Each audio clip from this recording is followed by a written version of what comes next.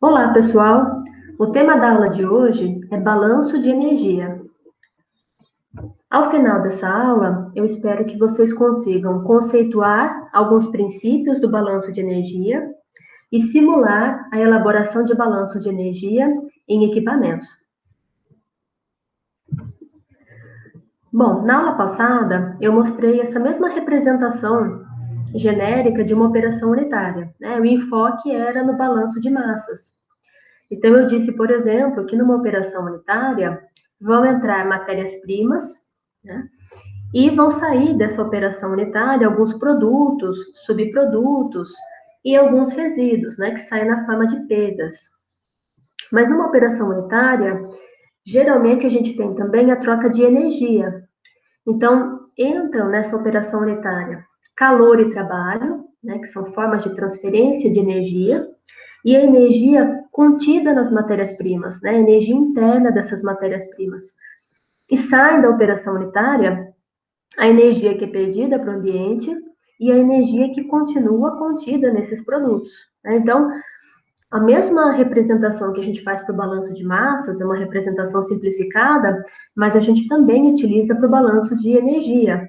Tá? Então, de uma forma simplificada, nós vamos dizer que toda energia que está entrando numa operação unitária, ela também vai sair dessa operação unitária. Né? Então, lembrando que nada desaparece, né? Tudo é transformado. Então, assim como as matérias-primas, né, as massas estão entrando na operação unitária, a energia também está entrando na operação e vai sair de alguma forma, né? Então, ou perdida, né, no ambiente, na forma de calor, ou contida, né, nos produtos.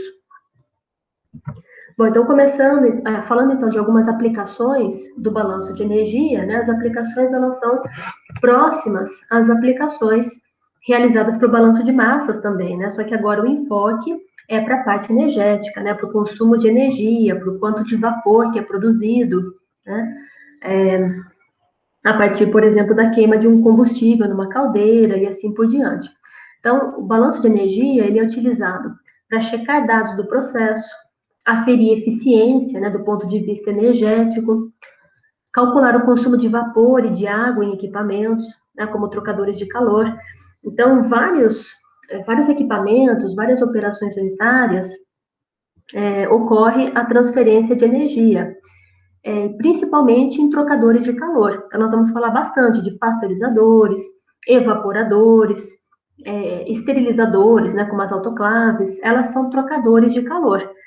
Então, por exemplo, um leite, quando ele entra num pasteurizador, que é um trocador de calor, ele vai trocar calor, ele vai receber calor do equipamento. E esse calor, essa energia, ela veio da água aquecida, do vapor que estava circulando pelo equipamento. Né? Esse vapor que veio, por exemplo, de uma caldeira.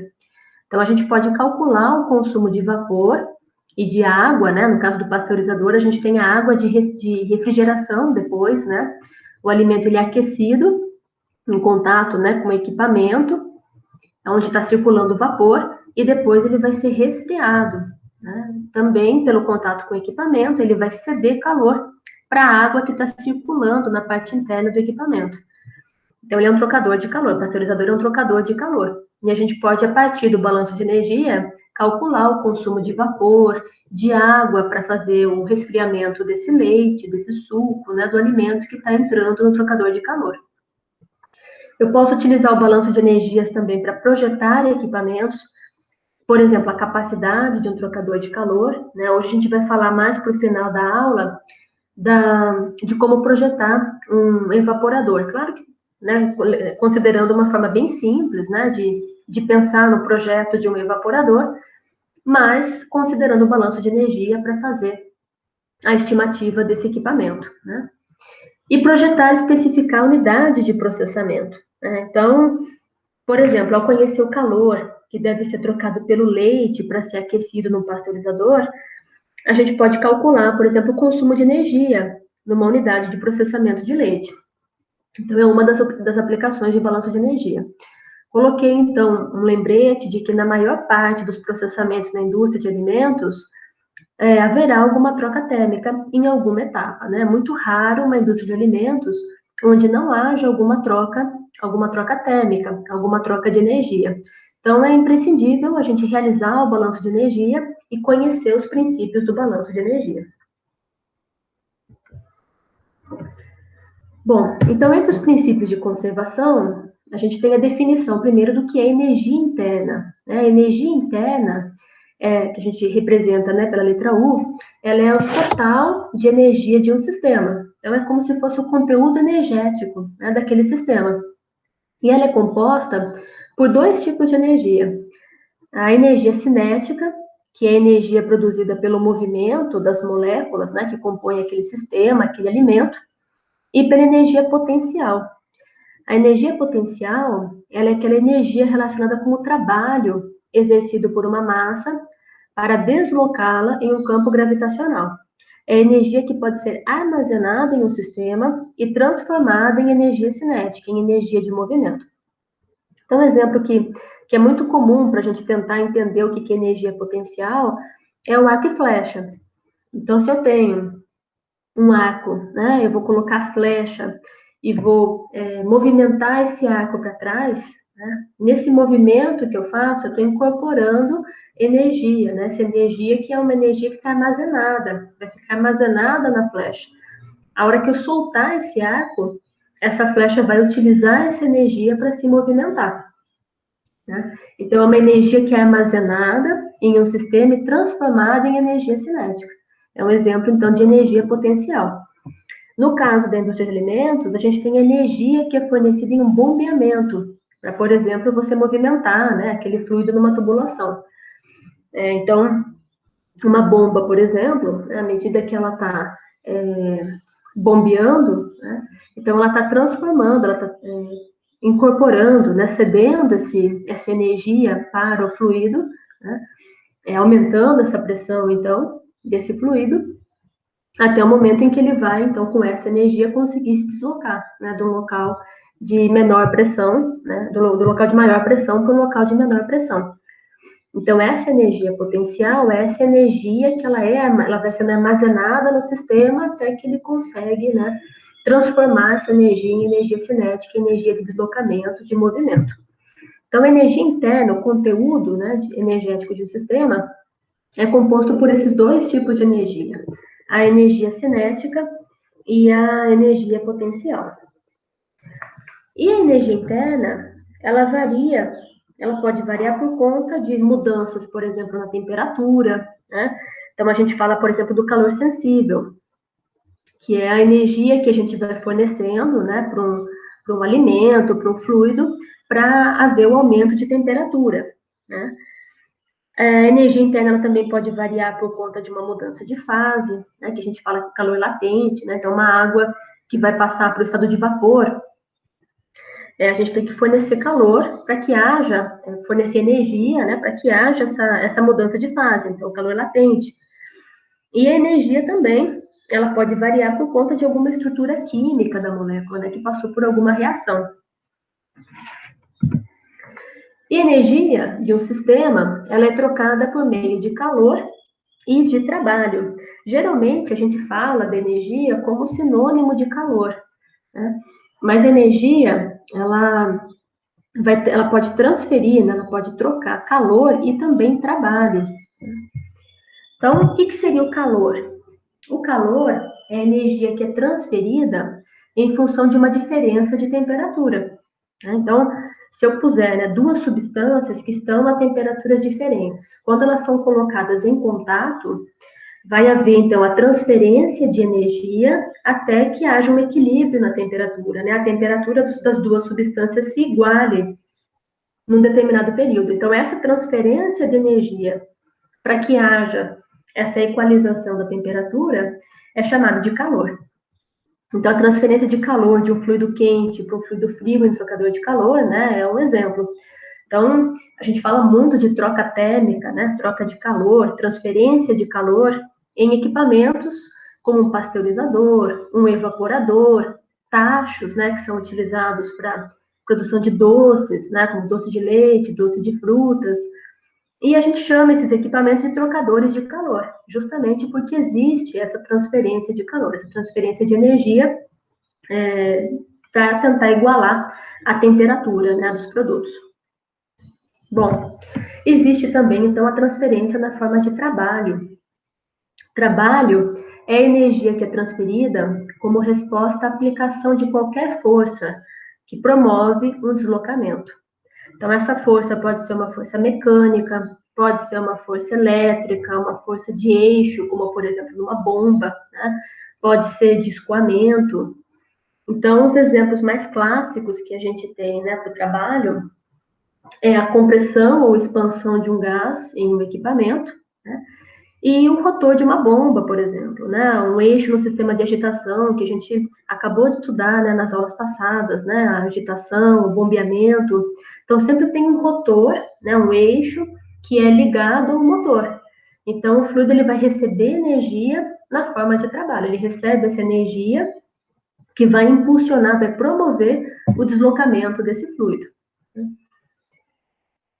Bom, ainda dentro desses princípios, então, né? No caso do trabalho, eu vou falar primeiro para o trabalho e depois para o calor. No caso do trabalho, vamos imaginar, por exemplo, o comportamento de um gás, né? Imaginem que essa substância aqui que eu coloquei aqui em azul seja um gás.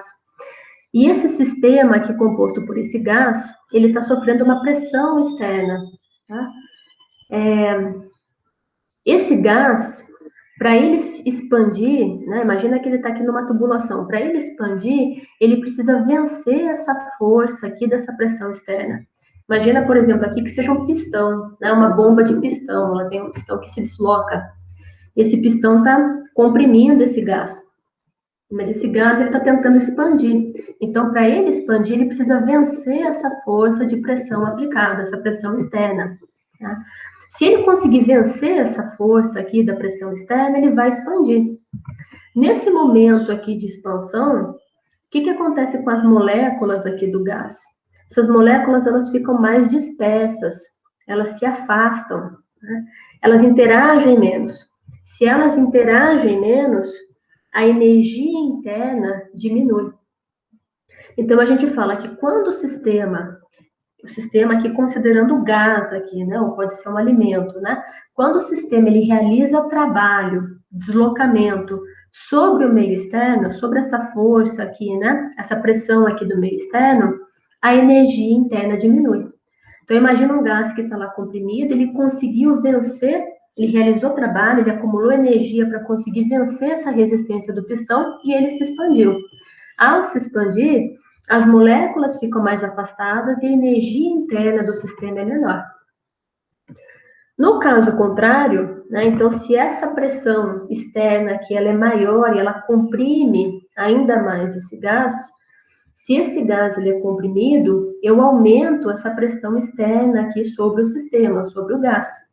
As moléculas aqui do gás, elas ficam mais próximas, elas interagem mais, então a energia interna aqui é maior, ela aumenta. Tá?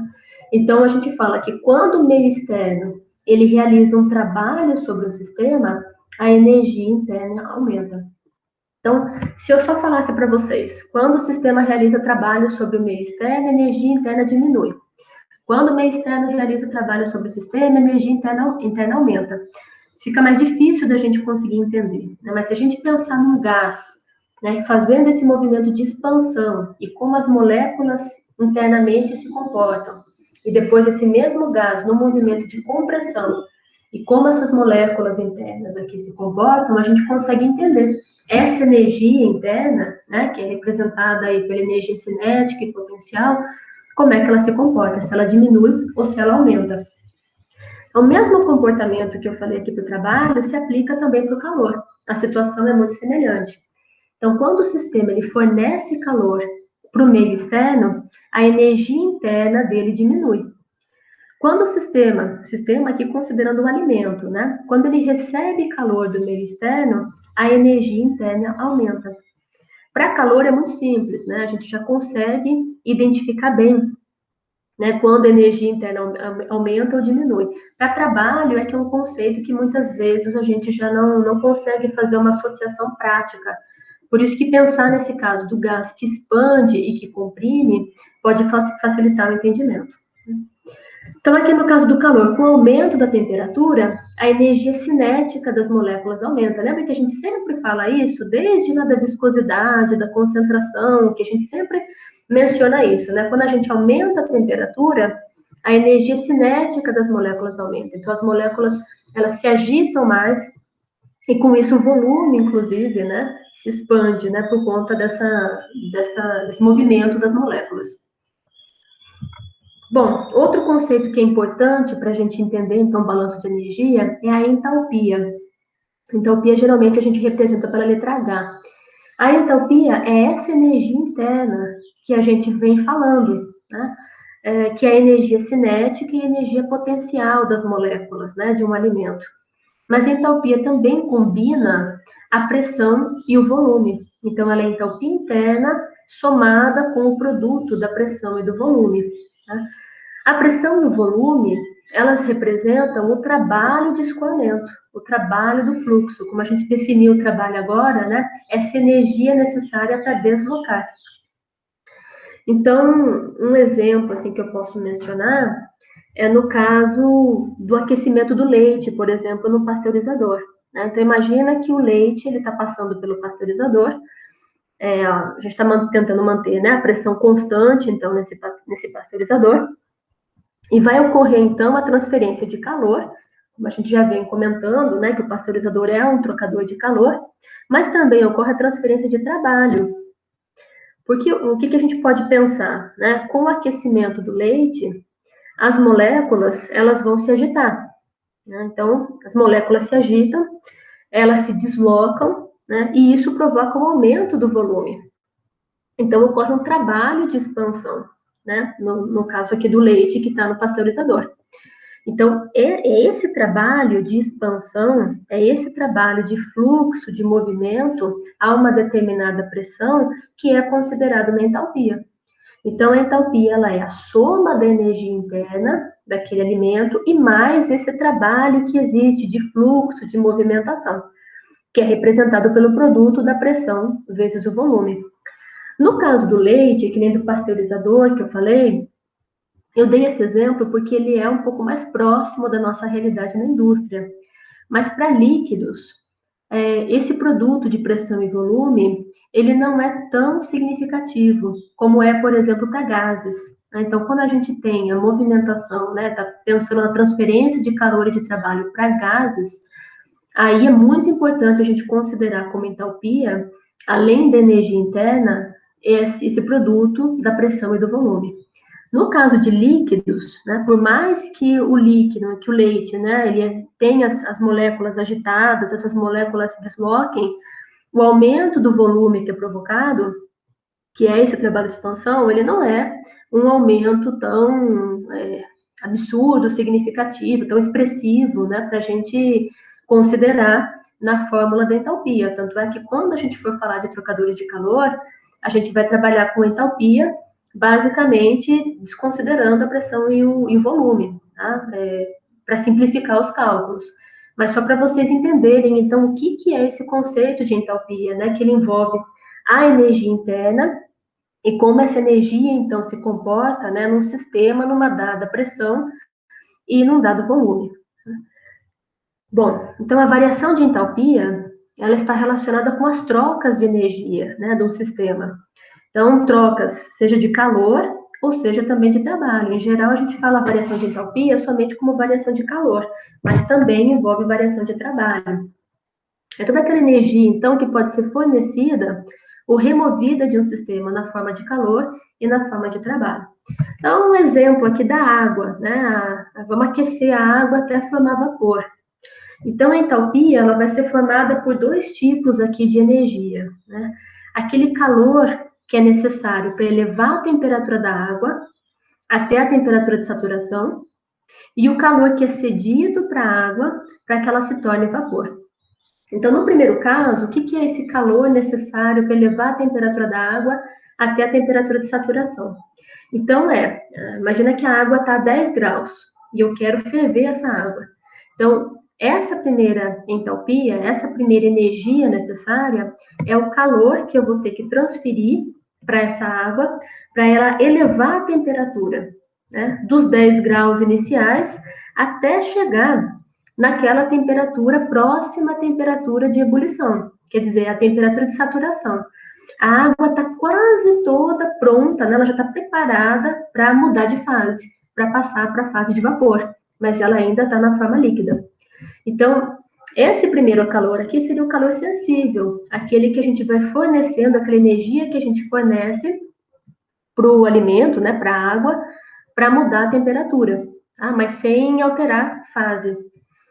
Esse calor, ele é calculado, né, essa entalpia aqui, ela é calculada pela capacidade calorífica do produto, né, do sistema, da água aqui no caso, né, eu já vou explicar o que é capacidade calorífica, vezes essa variação de temperatura. No exemplo que eu falei, seria de 10 graus a temperatura inicial, até chegar a uma temperatura próxima da ebulição, uma temperatura próxima a 100 graus, né, a pressão atmosférica.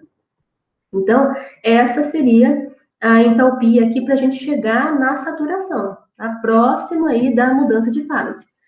E, além disso, a gente tem a entalpia que é chamada de vaporização. É aquele calor que é cedido para o líquido, para o alimento, né? Para que ele se torne vapor. Então, calor que é cedido para a água, para que ela passe, então, desse estado líquido para o estado de vapor. Na entalpia de vaporização, então, todo o calor ele não é utilizado para aumentar a temperatura, ele é utilizado para mudança de fase, seria o calor latente. Então, a entalpia, nesse caso, ela vai ser formada por essa soma dessa energia, né, tanto do calor sensível quanto do calor latente. Voltando, então, no que seria, né, essa entalpia aqui de saturação, né, que é formada, então, pela capacidade calorífica vezes o diferencial aqui de temperatura inicial e final do produto. Vamos falar, então, o que é capacidade calorífica. Capacidade calorífica, a gente pode definir da seguinte forma, né? Vamos imaginar que a gente está fornecendo calor para um sistema. Se eu estou fornecendo energia, né, transferindo calor para esse sistema, a temperatura vai aumentar. No entanto, o que acontece? A mesma quantidade de calor que eu forneço, né, para elevar a temperatura em 1 grau para um determinado alimento, no sistema A, eu não consigo elevar a temperatura em 1 grau para um outro sistema, para um sistema B. Por quê? A quantidade de calor que eu vou ter que fornecer vai variar de acordo com o tamanho e a natureza do sistema. Então, de acordo com o tipo de alimento, a composição desse alimento, o seu estado inicial, o processo pelo qual eu estou introduzindo o calor. Então, todas essas variáveis fazem com que, para um determinado alimento, eu forneça uma quantidade de calor e esse alimento, com facilidade, eleve a temperatura em 1 grau. Essa mesma quantidade de calor eu posso transferir para um outro alimento e eu não consigo elevar essa temperatura em 1 grau. Tá? Então, essa é a definição de capacidade calorífica. Ela é a quantidade de calor necessária para elevar a temperatura em 1 grau naquele sistema, tá? Naquele tipo de alimento. Então, a gente pode representar pela letra C ou por CP, né? Mas é a quantidade de calor dividir para fazer com que a temperatura, essa variação de temperatura, seja de 1 grau. Então, é uma relação de quantidade de calor trocada, né, e variação de temperatura sofrida pelo sistema. Quando a gente fala da massa total de um sistema, a gente chama de capacidade calorífica. Quando a gente fala de um determinado elemento do sistema, um determinado componente daquele sistema, a gente chama de calor específico. Aqui na prática, para nós vamos trabalhar esses termos, capacidade calorífica e calor específico, aqui nos nossos exemplos, como sinônimos, tá? Então, a gente vai falar da capacidade calorífica ou do calor específico de um determinado elemento, ou de um determinado alimento ou da água, como sinônimos. Tá? Mas existe essa diferenciação, então. Bom, considerando, então, essas informações, né, o relacionamento entre as propriedades, como a entalpia, a energia interna, as grandezas de interação que a gente falou, né, o calor, o trabalho, a gente pode estabelecer, então, o balanço de energia. Tá? Existem várias formas de fazer o balanço de energia para equipamentos, né, onde existe transferência de energia. Nós vamos utilizar aqui nos exemplos a entalpia. Por isso que eu falei, então, da entalpia, do que o significado, né, em relação à energia interna, como é que a gente calcula. Então, a gente vai trabalhar com o balanço de energia utilizando entalpia em estado estacionário, né? Então, sempre lembrando que é num estado estacionário, um regime permanente, onde a gente não tem perdas, né? E onde a quantidade que está entrando vai ser igual à quantidade que está saindo daquela operação unitária. Então, fazendo o balanço, considerando a entalpia, o que é que a gente vai ter aqui de uma forma bem simplificada, né?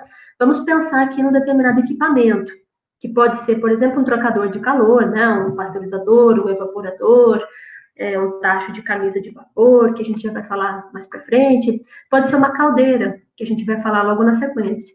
Então, na entrada do equipamento, a gente tem, então, massa vezes entalpia de entrada daquele alimento. Tá? E na saída do equipamento, eu vou ter a massa vezes entalpia de saída. Essa massa aqui, na verdade, ela é a vazão mássica, tá? É a quantidade de massa que está entrando naquela operação unitária por um determinado tempo. Então, pode ser a quantidade de massa por horas, pode ser a quantidade de massa por minutos, por segundos. Então, é a vazão mássica. Por quê? Como eu falei para vocês, a energia interna, ela está contida no produto, né? Então, energia cinética, energia potencial, energia das moléculas. Então, o balanço de energia considerando a entalpia, ela leva em consideração a vazão mássica desse produto que está entrando, vezes a entalpia desse produto na entrada, a energia desse produto na entrada. E na saída vai ser a vazão mássica desse produto, né, a quantidade de massa por unidade de tempo, vezes a entalpia de saída desse produto. Considerando, então, o que a gente falou, né, sobre a entalpia, como a elevação de temperatura, né, considerando o calor sensível, a gente pode escrever também que na entrada a gente tem a vazão mássica do produto, vezes a capacidade calorífica, né, o calor específico, né, daquele produto, vezes a temperatura de entrada. E na saída a gente vai ter a vazão mássica do produto, a capacidade calorífica, o calor específico, né, do produto, vezes a temperatura de saída. Então, isso, a partir daí a gente vai, então, aprofundar um pouquinho do balanço de energia, e ele vai ser bastante utilizado em várias operações, inclusive, né, na operação das caldeiras, né, para a produção de vapor. Então, eu vou falar um pouquinho, antes de entrar propriamente no balanço de energia, para caldeiras, eu vou explicar um pouquinho o que seria a estrutura das caldeiras, né? Acho que todo mundo tem uma noção do funcionamento, né? Ou já ouviu falar de caldeiras, mas eu vou dar uma passada aqui nos principais tipos de caldeiras e como que é o funcionamento, né? Então, as caldeiras, existem vários modelos de caldeiras e elas são extremamente utilizadas na indústria de alimentos, né? Desde indústrias de um médio porte, né? Um porte não tão grande, né? Indústrias de médio porte até indústrias de grande porte, grandes conglomerados, né? Da área de alimentos. Então, as caldeiras, elas são muito utilizadas, porque elas possibilitam a produção de vapor. E o vapor na indústria, ele é extremamente utilizado em várias operações unitárias, né? Então, aquelas operações tradicionais, por exemplo, de troca de calor, né, como os pasteurizadores, as autoclaves, os esterilizadores, né, evaporadores, que a gente vai falar nessa aula, até o vapor também é utilizado para higienização, né? Então, é bastante utilizado como uma forma de esterilização, de higienização na indústria. Então, a indústria precisa ter uma forma rápida, né, e eficiente de produzir vapor. E essa forma, então, são as caldeiras, né? Então, existem diferentes modelos de caldeiras. A base, então, das caldeiras, né, o princípio delas é que existe, então, um compartimento, né, que é a fornalha, onde há combustão de alguma substância, né? Então, geralmente é o gás, né, o gás natural, o gás de cozinha, a lenha, né, nas caldeiras mais tradicionais, né, até essa foto aqui que eu coloquei da combustão da madeira, né, da lenha, e as caldeiras mais atuais, né, mais utilizadas atualmente, que são aquelas que utilizam biomassa, né, por exemplo, o bagaço da cana-de-açúcar, né, tem sido muito utilizado, né, então as usinas de cana para produção de açúcar, de álcool, elas trabalham com o bagaço da cana, né, obviamente, né, que já é o que seria o resíduo que eles têm, né? Então, eles queimam o bagaço da cana para produzir gases, né, superaquecidos, Esses gases vão entrar em contato com a tubulação dessas caldeiras, né? A água, ela vai entrar em contato com a tubulação aquecida por esses gases da combustão. Então, a água, ela não entra direto com os gases, né, para ser aquecida, ela vai entrar em contato com a tubulação que está aquecida, que recebeu o calor desses gases vindos da combustão. Tá? Então, combustão do gás, da lenha, do bagaço, né? Então, existem vários modelos de caldeiras, mas eu vou falar de dois deles, né? A aquatubular e a flamotubular. Só para diferenciar um pouquinho esses modelos. Então, no caso da aquatubular, então a gente pode fazer aqui uma forma de guardar pelo nome, né? Então, a água, ela circula pelos tubos, por isso que é aquatubular, tá? Então, a água, ela vai circular pela tubulação da caldeira. E os vapores gerados pela combustão circulam em todo o recipiente aqui da caldeira.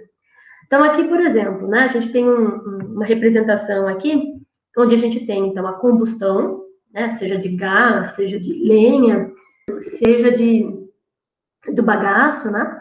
Então, a gente tem a combustão e a produção de gases, né? Então, uma temperatura extremamente elevada, né?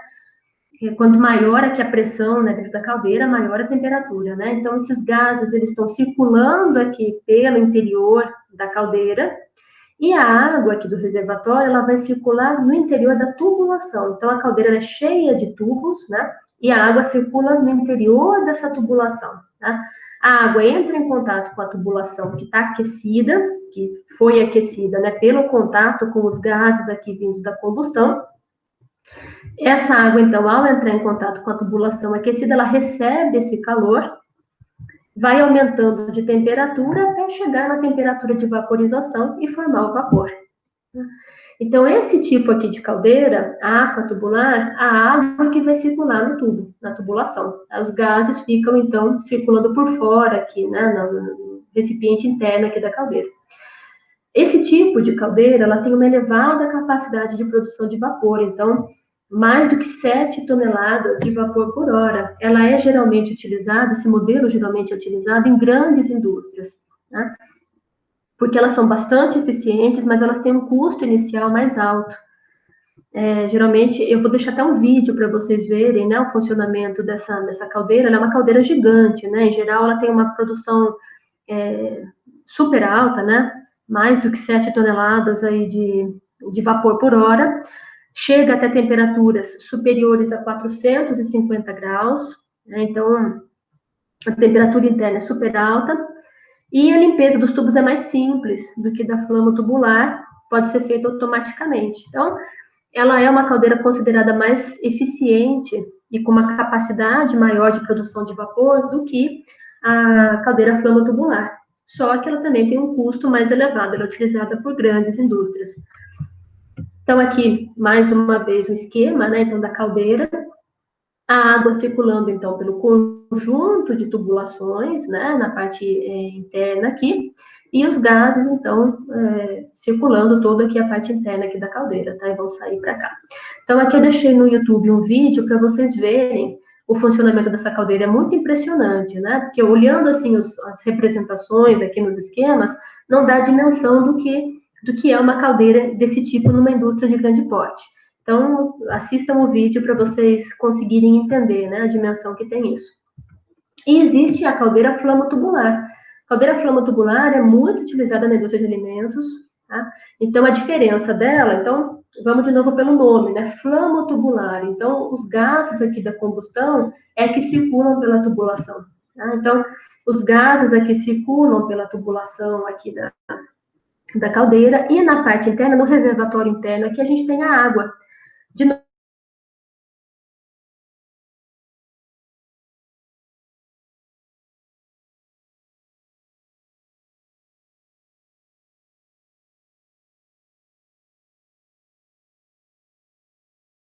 baixo, os gases, né, que vão circular pela tubulação, né, e aqui o reservatório com a água que vai ser aquecida. Aqui, então, a gente tem essa caldeira, então, flamo-tubular, ela pode ser vertical, ela pode ser horizontal. A horizontal, aqui, ela tem uma capacidade de 180 para 30 mil quilos por hora, então 30 toneladas de vapor sendo produzido por hora, então também tem uma capacidade grande, né? Então, vai variar muito do modelo, mas essas flamo-tubulares são mais utilizadas na indústria de alimentos, pelo menos as de médio porte, né? E não um porte tão grande. Então, as caldeiras, elas são usadas para produzir tanto vapor saturado quanto vapor superaquecido. Vapor saturado ou vapor úmido é aquele vapor onde ainda existe, né? Então, tem vapor e ainda tem a água na forma líquida, que está naquele limite de receber energia e passar para a forma de gás. Então, a gente chama de vapor úmido. Ele forma uma nuvem, né? Uma fumaça branca que é visível, que é o vapor que a gente conhece, né, dos equipamentos. Ele tem um alto coeficiente de transferência de calor e ele é um tipo usado nos trocadores, mais usado, né, nos trocadores de calor. Então, vapor saturado, é um vapor onde a gente tem vapor e ainda tem forma líquida, né, gotículas aí que vão passar para a forma de gás. E existe o vapor superaquecido, então as caldeiras têm capacidade de produção dos dois tipos de vapores, né? Vapor superaquecido é o aquecimento do vapor saturado. E esse vapor, então, ele chega a temperaturas superiores a 200 graus. Ele é incolor e pode ser utilizado, né, eficiente para secagem, eficiente também na movimentação de turbinas, né? Então, cada tipo de vapor tem a sua utilização e a caldeira é capaz de produzir os dois tipos. Vamos, por exemplo, de aplicação, então, considerando a estrutura das caldeiras e considerando o balanço de energia, né? Aquilo que a gente conversou, então, sobre a entalpia e sobre o balanço de energia. Então, vamos lá. A caldeira de uma usina de cana queima bagaço para a produção de vapor em alta pressão. A cada quilo de bagaço em combustão completa, são gerados 7,6 vezes 10 ao cubo quilojoules de energia. Considere que 85% da energia produzida na queima do bagaço são efetivamente utilizados na geração de vapor. O restante é perdido para o ambiente. Considere que a água líquida é alimentada à caldeira a 25 graus. A capacidade calorífica da água líquida pode ser considerada constante e igual a 4,2 kJ por quilograu Celsius. E o valor da entalpia de vaporização em 278 graus, que é a temperatura de saturação da água na pressão da caldeira, que é de 62,8 bar, é de 1,56 vezes 10 ao cubo quilojoules por quilo. Quanto de vapor é produzido por quilo de bagaço? Então, esse exemplo aqui é um exemplo típico onde a gente pode utilizar alguns conceitos, né, do balanço de energia, por exemplo, a entalpia, para a gente conseguir avaliar, por exemplo, a eficiência do processo, dimensionar o processo, né, de produção de vapor, quanto de vapor que a gente pode produzir, quanto de bagaço que a gente precisa para produzir a quantidade de vapor que a gente precisa para a indústria, né? Então, aqui no caso é uma caldeira com uma pressão bastante elevada, né, 62,8 bar. Para vocês terem uma ideia, a nossa panela de pressão doméstica, ela tem 1,1 bar de pressão, então, e a temperatura dentro da panela de pressão, ela chega a 112 graus, né, de 110 a 112 graus. Aqui a gente tem uma caldeira com 62,8 bar. Então, é uma caldeira com uma pressão bastante alta, né? Então, por conta disso, por conta dessa alta pressão, a temperatura, que é a entalpia de vaporização da água, é de 278 graus Celsius, ou seja, a água, então, ela vai entrar na caldeira a 25 graus, ela vai ter que ser aquecida, né, até chegar nessa temperatura aqui de 278 graus, para aí sim começar a formar o vapor. Tá? Então, a temperatura aqui a entalpia de vaporização aqui é a 278 graus. Isso é possível por conta da alta pressão. Então, a temperatura, a água ela vai ficar, então, no estado líquido, vai passar, então, para vapor quando ela chegar nos 278 graus. Aqui a gente tem, então, a entalpia, né, de vaporização da água, né, que foi passado, foi passado também a capacidade calorífica da água, né, que é de 4 kJ por quilograu Celsius. Isso significa o quê? Significa que para elevar em 1 grau Celsius essa água, eu preciso fornecer 4,2 kJ por quilo de água. Então, cada grau, cada variação de 1 grau que eu tenho na temperatura da água, eu preciso fornecer para isso 4,2 kJ. Então, é 4,2 joules por grama ou quilojoules por quilo. Bom, da onde vai vir o calor que é fornecido aqui para a água, né? Para que essa água aumente de temperatura e vire, então, passe então para vapor. Vai vir da queima do bagaço, né? Então, a cada quilo de bagaço, né, na combustão completa, é gerada essa quantidade aqui de energia. Só que o exercício fala que a combustão, o aproveitamento da energia, ele não é total, né? 85% da energia é utilizado para produzir vapor, mas o restante é perdido para o ambiente. Então, para a gente começar esse problema, para saber quanto de vapor é produzido por quilo de bagaço, a primeira coisa que a gente tem que fazer, então, antes de começar mesmo a resolver, eu só coloquei um esquema aqui simplificado do processo, né? Na verdade, esse esquema e esse exercício, eles foram retirados da nossa referência, né? Que é o Tadini e colaboradores. Eu vou deixar no final aqui da aula, né? Que é a referência da nossa disciplina de operações unitárias. Então, coloquei aqui um esquema, né? Retirado aqui, então, do livro do Tadini e colaboradores, onde a gente tem, né, o bagaço, então, que vai ser queimado, né, vai passar pela combustão aqui na caldeira, para produzir, para gerar energia, gerar o calor, que vai ser transferido para a água. Essa água está entrando a 25 graus, então, na caldeira, ela tem que ser aquecida até chegar à temperatura de 278 graus, para, então, passar a fase de vapor. Bom, então, a primeira coisa que a gente precisa pensar é, eu tenho 1 quilo de bagaço de cana, esse quilo fornece 7,6 vezes 10 ao cubo quilojoules. Porém, somente 85% dessa energia é aproveitada, tá? O restante é perdido para o ambiente na forma de calor. Então, 85% significa 85 dividido por 100, que é 0,85. Multiplicado por 7,6 vezes 10 ao cubo, eu tenho, então, 6,46 vezes 10 ao cubo quilojoules. Então, cada quilo de bagaço vai fornecer 6,46 vezes 10 ao cubo quilojoules de energia que vai ser utilizada para a produção de vapor, né? Só que o que o exercício está perguntando não é quanto de energia vai ser fornecido, e sim quanto que eu produzo, né? Qual é a massa que eu produzo de vapor a partir da queima de 1 quilo de bagaço. Então, nós vamos utilizar o conceito de entalpia, tá? A gente tem que lembrar, então, no caso da entalpia, que para calcular a quantidade de vapor produzida, a gente tem que considerar que o calor que está sendo fornecido, que vai ser fornecido pela queima do bagaço, parte dele vai ser utilizado para aquecer a água, elevando a temperatura, né, que é o calor sensível, né, o aquecimento sensível, e parte vai ser utilizado para vaporização da água, que é o aquecimento latente, para mudança de fase, né, para a água passar do estado líquido para o vapor. Então, a gente tem o cálculo das duas entalpias.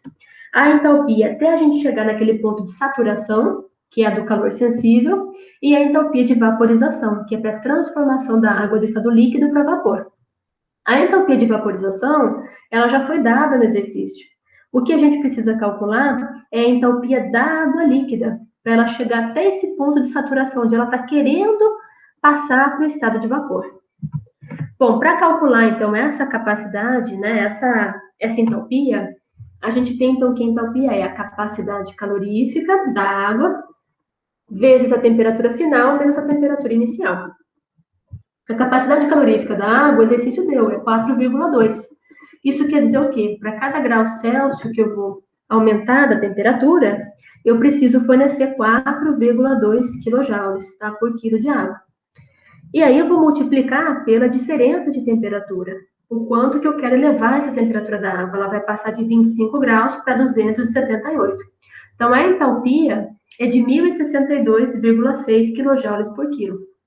Essa, então, é a entalpia para eu chegar até o ponto de saturação. A entalpia total, a energia total desse sistema, ela vai ser essa entalpia da mudança de temperatura, de 1.062,6, mais aquela entalpia de vaporização que o exercício deu, que é a de mudança da água líquida para vapor, que é de 1,56 vezes 10 ao cubo. Fazendo essa soma, a gente obtém 2,62 vezes 10 ao cubo quilojoules por quilo de água. Quilo de água ou quilo de vapor, né? Porque a água vai passar para vapor. Ou seja, para cada quilo de vapor, então, eu preciso de 2,62 vezes 10 ao cubo quilojoule. O quilo de bagaço, ele está fornecendo mais energia do que necessário, né?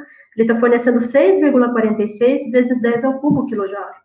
Então, para eu saber quanto de vapor eu estou produzindo, é só eu dividir essa quantidade de energia fornecida pelo quilo de bagaço pela quantidade de energia que é necessária para essa água passar para o estado de vapor, tá? 2,62 vezes 10 ao cubo.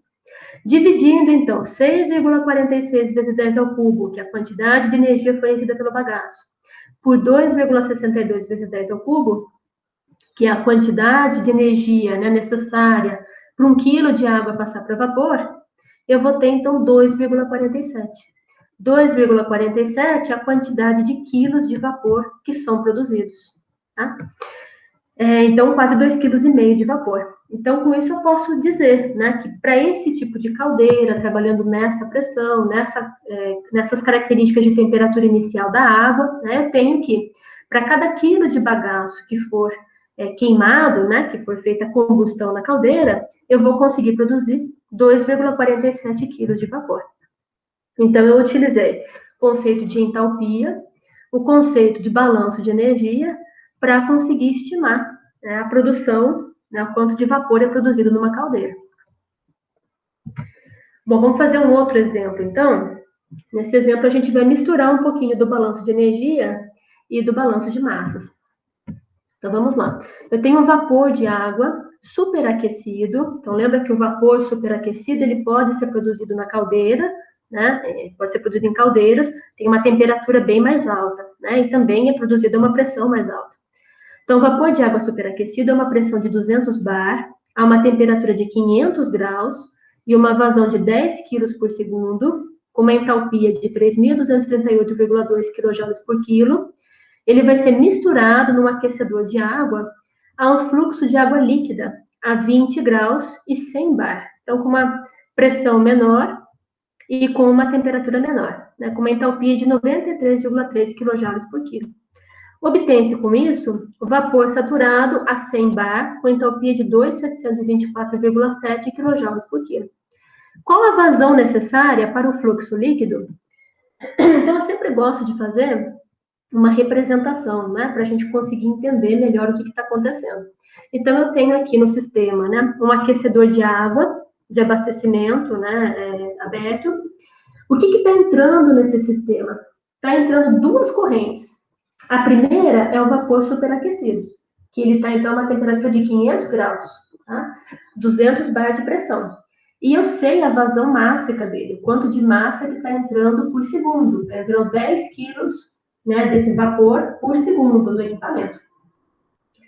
A outra corrente que está entrando nesse equipamento que vai ser misturado é um líquido, né? É um líquido que está chegando a uma temperatura de 20 graus, a essa pressão de 100 bar, e que eu não sei qual que é a vazão máxima. É isso que está sendo perguntado no exercício. Então, essas duas correntes, elas vão gerar esse vapor saturado, tá? Então, a mistura do vapor superaquecido com o líquido vai gerar o vapor saturado. Eu também não foi passado, né, a vazão máxima dele, e aqui eu tenho a entalpia desse vapor, tá? Então, a pergunta é, qual que é essa vazão necessária aqui do fluxo líquido para eu produzir o vapor saturado, tá? Com essa entalpia aqui. Então, aqui a gente pode aplicar o princípio do balanço, né? Balanço de energia e balanço de massas. Então, tudo que estiver entrando no equipamento vai ser igual àquilo que está saindo. O que está entrando no equipamento é o vapor superaquecido e o líquido, tá? O que está saindo é o vapor saturado. Então, vamos lá. Coloquei repetir aqui, né, a figurinha para a gente lembrar dos valores. Então, eu vou aplicar primeiro o balanço de energia. Balanço de energia, se vocês lembram que a gente falou agora nos slides atrás, eu tenho tudo que estiver entrando de energia vai ser igual àquilo que está saindo. Então, eu vou considerar na entrada a vazão máxima de entrada, tá? Vezes a entalpia de entrada. Isso vai ser igual a vazão máxima de saída vezes a entalpia de saída. Como eu tenho mais de uma corrente, então na entrada aqui do equipamento eu tenho o vapor superaquecido e o líquido. Tá? Então eu tenho duas correntes. Na saída eu tenho só um produto. Então na entrada eu vou fazer a somatória de todas essas correntes, né? E na saída também a somatória de todas as correntes. Na entrada, o que é que eu tenho? Eu tenho primeiro o vapor superaquecido, né? Então, qual que é a vazão máxima dele? Eu sei que é 10 quilos por segundo. Então, vou marcar aqui 10. E a entalpia desse vapor é de 3.238,2. Vou somar com a corrente do outro produto que está entrando, que é o líquido. Qual que é a vazão máxima dele? Não sei. É o que o exercício está perguntando. Qual que é a entalpia dele? 93,3 quilojoules por quilo. Então, vou colocar aqui 93,3. Que vai ser igual a, na saída, o que é que a gente tem? A gente tem o vapor saturado. Qual que é a vazão máxima dele? Não sei. O exercício não passou, marquei aqui como M3. E a entalpia dele qual é? 2.724,7. Tá? Então, agora fazendo a continha, 10 vezes 3.238 dá 32.382. Mais 93,3 M2, né, mantive, e aqui 2.724,7 M3. Então, agora a gente tem um problema, né, porque eu tenho duas variáveis, a vazão máxima do M2, que é o líquido, e do M3, que é o vapor saturado. Então, agora, para a gente resolver o balanço de energia, a gente tem que recorrer ao balanço de massa. Então, considerando o balanço de massas, como é que a gente faria? Né? Toda massa que está entrando no sistema, ela vai sair. O que está entrando no sistema? Está entrando 10 quilos, né, 10 quilos por segundo, mais M2, e vai sair o M3. Tá? Então, eu formei aqui essa equação, 10 quilos mais M2 igual a M3. Substituindo a equação do balanço de massas na equação do balanço de energia, o que a gente tem? O balanço de massas ficou 10 mais M2 igual a M3. E o balanço de energia era essa equação aqui. 32.382 mais 93,3 M2 é igual a 2.724,7 M3. Então, eu vou substituir no lugar do M3, eu vou colocar o M2. Tá? No lugar do M3, eu vou colocar 10 mais M2. Então, vamos manter aqui os valores, né? Mantenho 93,3 M2. No lugar do M3, eu coloco o M2 da equação de balanço de massas. 10 mais M2. Com isso, eu consigo resolver a equação. Então, eu vou colocar aqui, né? Essa parte aqui continua igual. Aqui eu faço 10 que multiplica 2.724,7, que dá 27.247. E esse valor multiplicando o M2. Fazendo o cálculo, a gente tem que o M2, que é, então, a vazão do fluxo líquido, né, é de 1,95 quilos por segundo. Tá? Então, eu já achei a do líquido, que era o que pedi no exercício, mas se eu quiser, eu posso descontar 10, né, menos 1,95, e eu acho também a massa de vapor saturado que está saindo do sistema. Tá? Mas o que o exercício pedia era a vazão do fluxo líquido, né, que ia ser misturado ao vapor superaquecido. E essa é a vazão, então, necessária, 1,95 quilos por segundo. Então, esse é mais um exemplo da aplicação do balanço de energia, nesse caso, combinado com o balanço de massas. Bom, pessoal, como eu falei para vocês, o balanço de energia, ele é muito importante no caso dos trocadores de calor, né, em operações onde a gente realiza a troca de energia, a troca de calor. Entre esses equipamentos, esses trocadores de calor, os evaporadores são muito empregados na indústria. Existem também os pasteurizadores, esterilizadores, né, os equipamentos de refrigeração, onde também ocorre troca térmica. Só que esses equipamentos a gente vai falar depois em aulas específicas. Os evaporadores, nós não vamos ter outro momento para falar na disciplina. Então, eu resolvi juntar esse conteúdo agora, já, né, nessa parte de balanço de energia, tá? Então, naquele objetivo que eu coloquei no começo da aula, como simular o balanço de energia em equipamentos, né? Então, a gente está simulando em caldeiras e estamos simulando também nos evaporadores. Mas lembrando que a gente também vai aplicar esses princípios para o pasteurizador, para o esterilizador e assim por diante. Mas nós vamos falar aqui nessa aula, para exemplificar, dos evaporadores, tá? Então, os evaporadores, eles são equipamentos que concentram uma solução pela ebulição do solvente. Então, a gente tem uma solução diluída, né, que vai ser incluída no equipamento, no evaporador.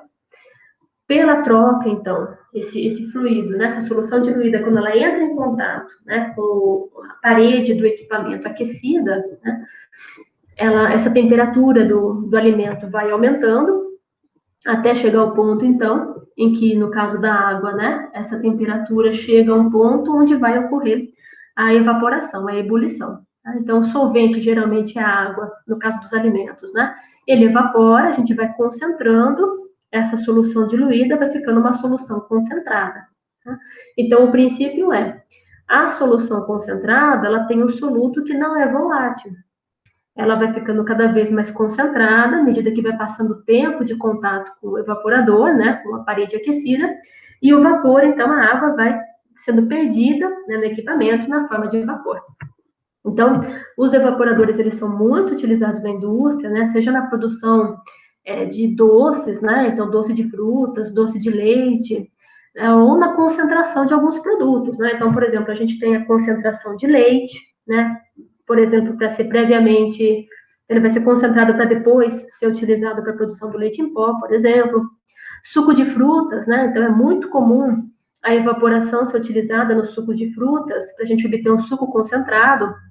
A indústria, por exemplo, raramente ela compra o suco de frutas in natura, ela compra o suco de frutas concentrado, né? Porque é uma forma dela economizar em transporte, em logística de armazenamento, né? Então, suco de frutas concentrado tem, inclusive, para a gente comprar, né, no mercado consumidor, mas a indústria compra muito, adquire muito as matérias-primas de uma forma concentrada, né? O suco de frutas de uma forma concentrada. Bom, vou falar muito rapidamente sobre os tipos de evaporadores. Nós temos vários tipos de evaporadores, mas eu vou falar de dois principais, né? Um mais simples, utilizado mais numa escala de indústrias de pequeno e médio porte, né? Que são os tachos de camisa de vapor. Então, eles são tachos, né? São equipamentos que trabalham geralmente a pressão atmosférica, muito utilizados, por exemplo, para a produção de geleias, de doces de massas, né? Rapadura, doce de leite, né? Então, por agroindústrias, né, de pequeno porte, pequeno e médio porte. Então, são tachos com camisa de vapor. O que seria isso? São tachos de aço inox, que tem o agitador, como a gente falou já em aulas prévias, mas eles têm uma parede dupla aqui. Então, são duas paredes de aço inox, de tal forma que fica um espaço entre essas paredes. Né? Nesse espaço é por onde vai circular o vapor. Então, vai circular água aquecida, ou vapor, ou a água refrigerada, né, para que ocorra a troca térmica. Tá?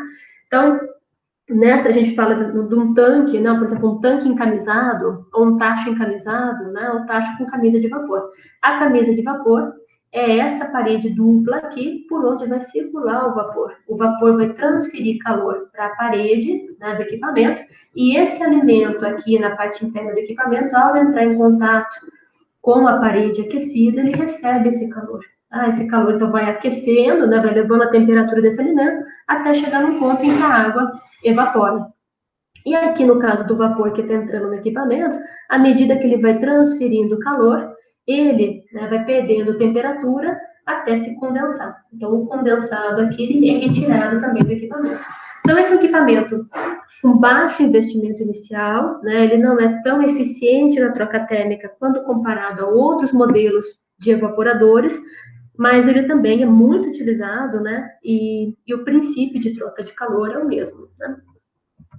E aqui a gente tem um evaporador mais comum, né? É o tipo mais barato dentre esses evaporadores que são em escala mais industrial, né? Indústrias de maior porte.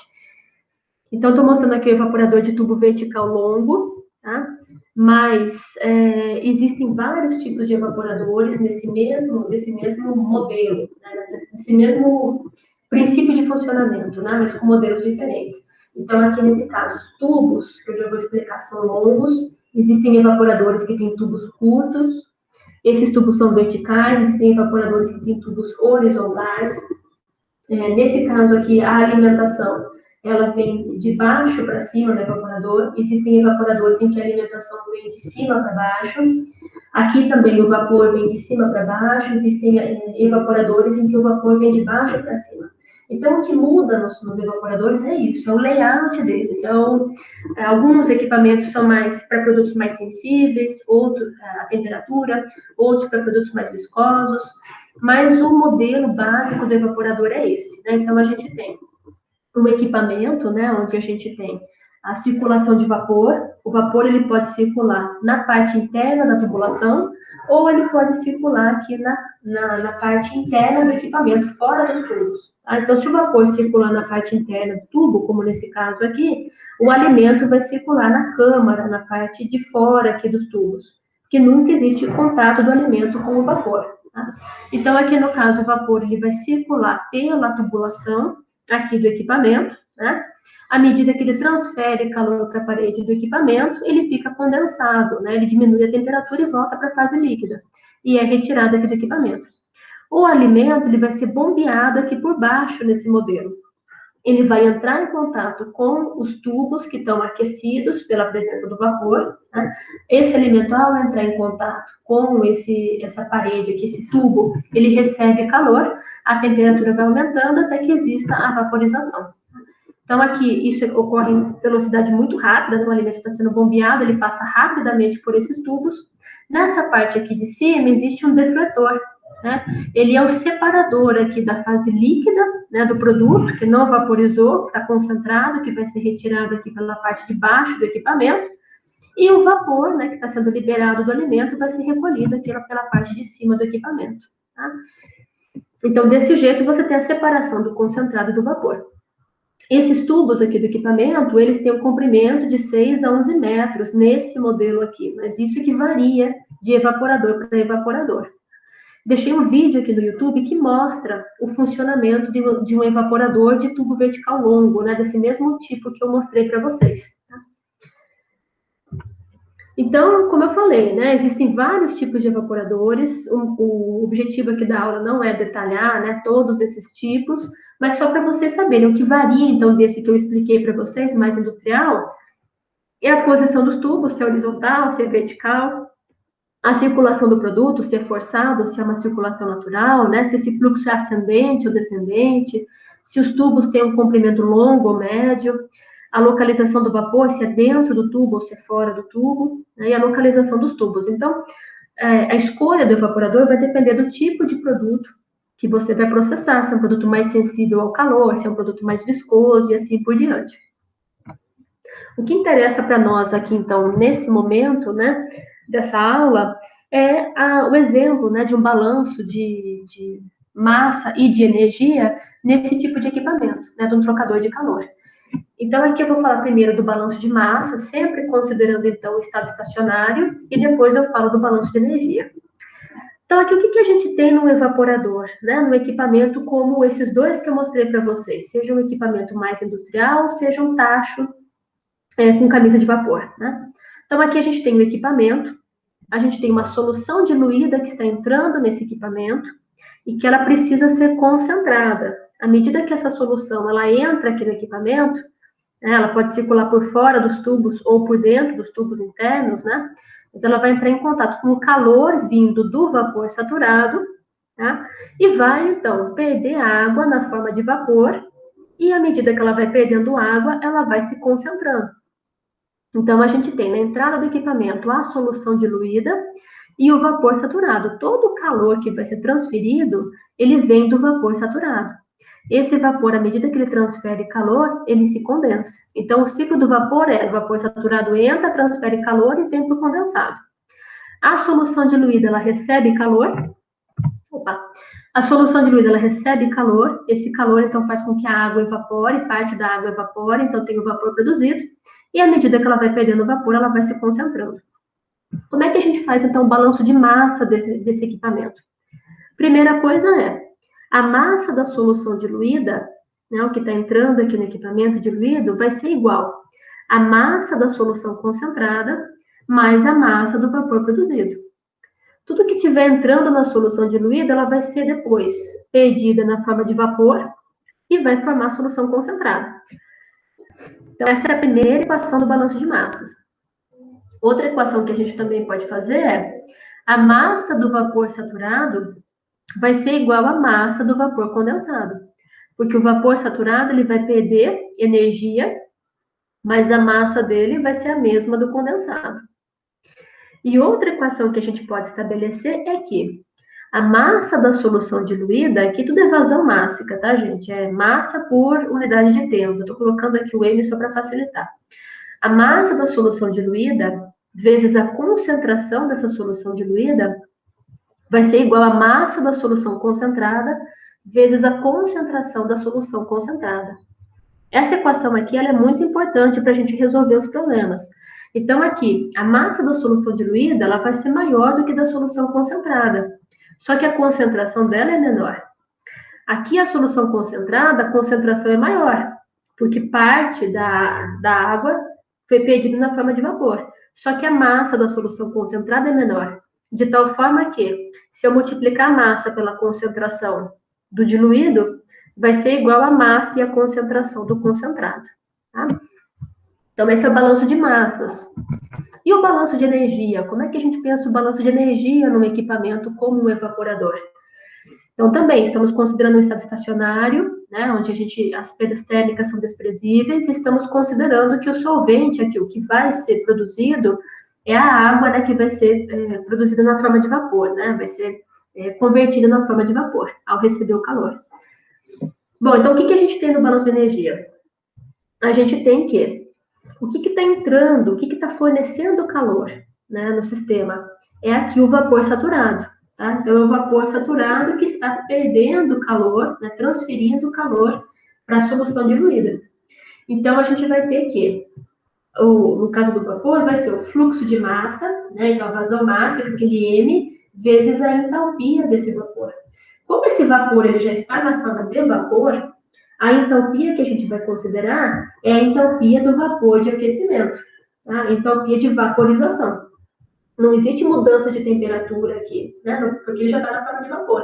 Então, é a entalpia de vaporização. Isso daqui que está entrando vai ser igual ao quê? Vai ser igual ao fluxo do produto que está sendo evaporado, porque esse calor aqui do vapor ele vai ser transferido para quem? Ele vai ser transferido para a solução diluída, ou seja, para o produto que está sendo evaporado. Então, esse produto tem que considerar a vazão mássica dele e a entalpia dele. A entalpia do produto que está sendo evaporado. Então, esse produto ele vai ter que aumentar a temperatura dele até chegar, então, aquela entalpia, né, até chegar no ponto de saturação. Tá? E mais a massa, né, e referente à vazão mássica, referente ao solvente, tá? Referente ao vapor produzido. Então, vai ser a vazão mássica do vapor produzido vezes a entalpia desse vapor, que também é uma entalpia de vaporização, porque ele já formou vapor. Então, esse vapor saturado, ele vai transferir energia, vai transferir calor para a solução diluída, por isso que ela está incluída aqui, né? E essa solução ela vai aumentando de temperatura até chegar, ser liberada na forma de vapor. Tá? Então, por isso que na saída aqui do balanço, a gente considera tanto o produto que está sendo evaporado, quanto o vapor produzido. Bom, então o que eu falei para vocês no slide anterior, eu só coloquei aqui para ficar mais claro. O que está entrando, então, no sistema, né, na parte de calor, na parte de energia, né, o que está entrando é o vapor saturado. Então, a gente está considerando a vazão mássica desse vapor saturado, desse vapor de aquecimento, e a entalpia de vaporização, porque ele já é vapor, ele não está transferindo temperatura, né?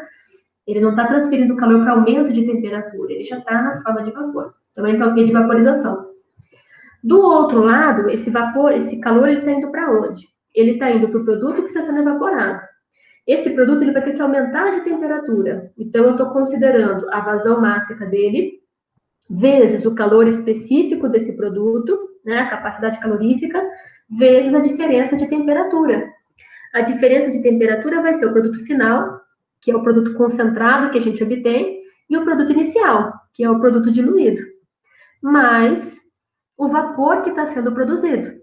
Então, como é que a gente faz? É a vazão mássica desse vapor vezes a entalpia de vaporização. Então, ele já foi transformado em vapor. Então, para essa mudança de fase, a gente tem entalpia de vaporização. Vamos ver, então, na aplicação em um exemplo. né? Vamos ver isso na prática, como é que funciona, né? Então, imagine aqui que eu tenho um evaporador, onde eu tenho uma solução aquosa a 5% de sólidos, que vai ser concentrada até 25% de sólidos em um evaporador, empregando-se vapor saturado. A solução é alimentada a 40 graus e com vazão de 6.000 quilos por hora. Calcule a vazão em quilos por hora da solução concentrada, a vazão de vapor produzido e 3, a vazão de vapor saturado. Então, fazendo, né, aquele esquema para a gente conseguir visualizar melhor o que a gente tem, aqui, né, representando então o evaporador, a gente tem uma solução diluída que está entrando no evaporador, com uma concentração de 5% de sólidos, a uma temperatura de 40 graus e com uma vazão máxima de 6.000 quilos por hora. E o calor específico dessa solução de 3,56 quilojoules por quilograu Celsius. O vapor saturado também está entrando no equipamento, é ele que vai trocar o calor. A vazão dele eu não sei, é o que eu quero saber, né? A temperatura que ele está entrando é de 120 graus e a entalpia de vaporização de 2.225 kJ por quilo. Do outro lado, o que está sendo produzido? Essa solução diluída, então, entrar em contato com o calor, vai aumentando, então, de temperatura, tá? Até chegar, então, à formação de vapor. A quantidade de vapor produzido eu não sei, é o que eu quero determinar também, e a entalpia de vaporização desse vapor foi dado. E também eu tenho a solução concentrada, ela tem 25% de sólidos, a vazão eu também não sei, preciso determinar, e a temperatura de 67 graus na saída. Então, só repetindo aqui, nas mesmas condições, para ficar mais fácil, primeira coisa que o exercício pede é a vazão da solução concentrada. Então, se eu tenho a massa aqui, e se eu quero saber a vazão, que também é massa, né, por unidade de tempo, eu vou primeiro aplicar um balanço de massas. Tem uma fórmula que eu passei para vocês, né, que acabei de passar, que é a vazão máxima da solução diluída vezes a concentração dessa solução diluída é igual à vazão máxima da solução concentrada vezes a concentração dessa solução concentrada. Então, se eu utilizar essa fórmula, eu consigo chegar na vazão da solução concentrada. Por quê? A massa da solução diluída é de 6.000 quilos por hora. A concentração é de 5% de sólidos, então é 5 em 100, dividido da 0,05. Isso daí vai ser igual à vazão máxima da solução concentrada, que é o que eu quero determinar, vezes o conteúdo, a concentração dele, o conteúdo de sólidos, que é 25%. 25 dividido por 100, que dá 0,25.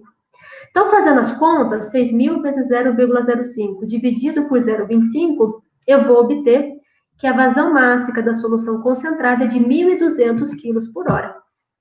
Então, está entrando 6.000 quilos por hora de solução diluída e está saindo do equipamento 1.200 quilos por hora de solução concentrada. E essa diferença? Esses 6.000 para 1.200, de onde vem essa diferença? É o vapor que foi produzido. Então, para eu calcular a vazão do vapor produzido, eu vou descontar 6.000, vou descontar 1.200 de 6.000, então dá 4.800. Tá? Então, fazendo aqui a vazão do vapor produzido, eu posso fazer de novo, né? Colocar aqui a equação do balanço de massas, né? A massa da solução diluída vai ser igual à massa da solução concentrada mais o vapor. Se a solução diluída é 6.000 quilos por hora e a solução concentrada 1.200, a massa de vapor produzido vai ser de 4.800 quilos por hora, tá? E por fim, o que o exercício pede? A vazão do vapor saturado. Né? Então, quanto de vapor saturado que está entrando aqui no sistema, tá? No evaporador. Para isso, eu preciso trabalhar com o balanço de energia. Né? Como é que a gente faz, então, o balanço de energia? Vamos lá. Então, eu vou considerar primeiro o vapor saturado, então eu vou trabalhar com a massa, a vazão máxima desse vapor saturado, vezes a entalpia de vaporização, que vai ser igual a, do outro lado, o que é que a gente tem? Esse calor vai ser transferido para quem? Para a solução diluída. Então, eu vou ter a vazão máxima dessa solução diluída, vezes o calor específico dela, vezes a diferença de temperatura do produto concentrado para o produto inicial. Por quê? Que essa substância ela vai elevar a temperatura, ela vai receber essa energia e elevar a temperatura. E mais essa temperatura, então, na hora que chegar num certo ponto, vai ser a água vai passar para vapor. Então, eu preciso calcular também a vazão e a entalpia desse vapor.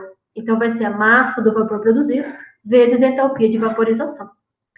Então, eu sei que ficou difícil, né, de enxergar aqui a equação como um todo, mas agora, substituindo os valores, então, o que é que a gente tem? A gente tem a massa do vapor de aquecimento, que é o vapor saturado, né, vezes a entalpia dele, que é 2.225, vai ser igual a massa da solução diluída, que é 6.000, vezes o calor específico dela, que é 3,56, vezes a diferença de temperatura, né, a temperatura da solução concentrada é 67, e a temperatura da concentração da solução diluída é de 40. E mais as informações sobre o vapor produzido. 4.800, que é a vazão máxima, e 2.342, que é a entalpia de vaporização.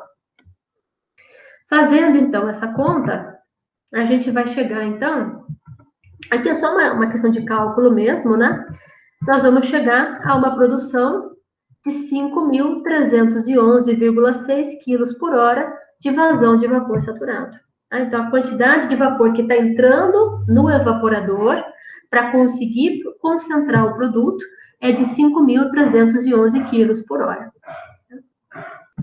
E, por fim, nós podemos utilizar as informações do balanço de energia para realizar o projeto de um evaporador. Claro que o projeto de um equipamento ele envolve vários aspectos, mas um dos aspectos a ser considerado é o balanço de energia. Tá? Então, no caso aqui do projeto, né, de um evaporador, a gente considera a definição do que é carga térmica.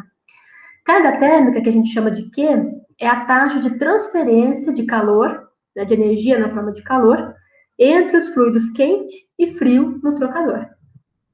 Então, toda transferência de calor para o aquecimento do produto a ser concentrado vem do vapor aquecido, né, daquele vapor saturado que entra no evaporador. Então, no caso do evaporador, o que nós vamos determinar a carga térmica como sendo, né, o Qzinho como sendo a vazão máxima do vapor de aquecimento vezes a entalpia de vaporização. Tá? Então, carga térmica é toda transferência de calor. Tá? Da onde que vem o calor, no caso do evaporador? No caso do pasteurizador vai ser diferente, mas no caso do evaporador, da onde vem o calor? Todo o calor de aquecimento do produto, né, ele vem do vapor saturado que está entrando no equipamento. Então, a carga térmica a gente vai definir como a vazão máxima do vapor de aquecimento vezes a entalpia de vaporização. Como ele já é vapor, a gente trabalha com a entalpia de vaporização. Outra fórmula também que a gente tem, outra forma de calcular a carga térmica é pela fórmula, né? U vezes A vezes ΔT, onde o U é o coeficiente global de troca térmica, tá? Esse coeficiente, ele é tabelado, e ele depende da convecção dos fluidos, né, que estão circulando pelo evaporador, da condutividade, da espessura do evaporador, depende da área de troca térmica. Então, depende, por exemplo, da existência de incrustações no equipamento, né, de incrustações. Então, o valor U, o coeficiente global U, ele é um valor tabelado, né, é um valor que a gente calcula, né, a partir de variáveis tabeladas. O A é a área de transferência de calor. Então, quando a gente pensa num projeto de um evaporador, a gente pode, por exemplo, calcular a área de transferência de calor, a área daqueles tubos onde ocorre a transferência de calor dentro do evaporador. E o ΔT é a diferença de temperatura entre as correntes. No caso aqui, o vapor saturado, né, que é o vapor de aquecimento que está entrando no evaporador, e o produto inicial. Por quê? O vapor que está entrando no equipamento é a maior temperatura que a gente tem. E o produto inicial, que está entrando no evaporador, é a menor temperatura que a gente tem. Então, essa é a maior diferença de temperatura entre as correntes que a gente considera para calcular a carga térmica desse evaporador. Então, vamos no exemplo, né? Então, concentram-se 10.000 quilos por hora de uma solução a 10% de açúcar até 30% em um evaporador, empregando-se vapor saturado. Calcular a vazão da solução concentrada. 2. A massa do vapor produzido. 3. A vazão de vapor saturado. Até aí, igual o exercício que a gente acabou de fazer. Mais 4, a área de transferência de calor necessária. Então, esse que é o elemento diferencial nesse exercício. Então, a gente tem um evaporador, novamente, a gente tem o vapor saturado que está entrando no equipamento e todo o calor que vai ser trocado vem dele. Nós não sabemos a vazão dele, sabemos a temperatura inicial e a entalpia de vaporização. Temos uma solução diluída, ela está, então, a 10% de açúcar, né? A uma temperatura de 30 graus, com essa vazão de calor específico. Ela vai ser concentrada, então, até 30% de açúcar. Não sabemos a vazão da solução concentrada e, no final, ela fica, então, ela sai do evaporador com 51 graus. Dessa solução, uma parte, então, é perdida na forma de vapor. Esse vapor a gente também não sabe a vazão e é dado no exercício a entalpia de vaporização. Então, igual nós fizemos no exercício anterior, né? A primeira questão, então, é avaliar a vazão dessa solução concentrada, que a gente determina por meio do balanço de massas, né? Então, massa da solução diluída vezes a concentração é igual à vazão máxima da solução concentrada vezes a sua concentração. A solução diluída, ela tem uma vazão de 10.000 quilos por hora e uma concentração de 10% de açúcar, vezes 0,1. A solução concentrada, a vazão máxima eu não sei, é o que eu quero saber, e a concentração é de 0,3, né, 30%. Fazendo o cálculo, então, a gente tem que a vazão máxima aqui é de 3.333,3 kg por hora. Está entrando 10.000 quilos de solução diluída. Está saindo 3.300 quilos. Essa diferença aqui está onde? É a quantidade de vapor produzido. Tá? Então, fazendo a diferença, né, a gente consegue obter 6.666,7 quilos por hora, né, que é, a gente chama, né, de taxa de evaporação, ou é a quantidade, né, a vazão de vapor que foi produzido a partir da evaporação. Está faltando agora achar a vazão do vapor saturado, né, a vazão do vapor que está entrando aqui no equipamento. Esse a gente determina pelo balanço de energia, né? Então, a gente faz a massa de vapor de aquecimento, né, que a gente não sabe, né, o que a gente quer determinar, vezes a entalpia dele, que é de 2.225, vai ser igual a massa da solução diluída, que é de 10.000 quilos por hora, vezes o seu calor específico, que é de 3,936, vezes a diferença de temperatura, que é de 51 menos 30, tá? Vai dar 21. E mais os dados referentes ao vapor produzido. Então, a entalpia dele, que é 2.380, vezes a vazão que a gente acabou de achar, que é 6.666,7. Fazendo, então, esses cálculos, a gente chega a uma vazão máxima de vapor de aquecimento de 7.502,6 kg por hora. Essa é a quantidade de vapor que está entrando, então, no evaporador. E, por fim, a gente precisa calcular, que é o diferencial desse exercício, a área de transferência de calor necessária. Então, o coeficiente global de transferência, que eu falei que é aquele valor, né, que a gente calcula com base em variáveis já tabeladas, a gente tem, então, que ele tem, o valor dele é de 2 kJ por metro quadrado por segundo grau Celsius. E a diferença de temperatura, então, vai ser a diferença da temperatura do vapor de aquecimento e do produto inicial. Então, para a gente calcular essa área de transferência, a fórmula que a gente utiliza é, né, o valor, então, da carga térmica, né, que vai ser igual a U, que multiplica A, que multiplica ΔT. O que eu quero achar é a área de transferência de calor. O U eu tenho, o coeficiente global eu tenho, né, foi me dado aqui no exercício. O A é o que eu quero achar, e a variação de temperatura eu também tenho, né? Eu sei qual que é a temperatura que o vapor está entrando no evaporador e a temperatura do produto inicial. O que eu não tenho é aqui a taxa de transferência de calor, a carga térmica. Mas existe outra fórmula para eu calcular a carga térmica, que é a carga térmica, ela vai ser igual à transferência de calor, que se dá pelo vapor de aquecimento, né? O vapor saturado que está entrando no evaporador. Então, eu calculo com base na vazão máxima dele, vezes a entalpia de vaporização, que vai ser igual a 7.502,6 kg por hora, vezes 2.225 kJ por quilo. Então, a carga térmica é de 16.693.285 kJ por hora. Como o U ele está em segundos, né, e aqui eu estou calculando em kJ por hora, eu divido por 3.600, para obter aqui o resultado em kJ por segundo. Tá? Então, são 4.637 kJ por segundo.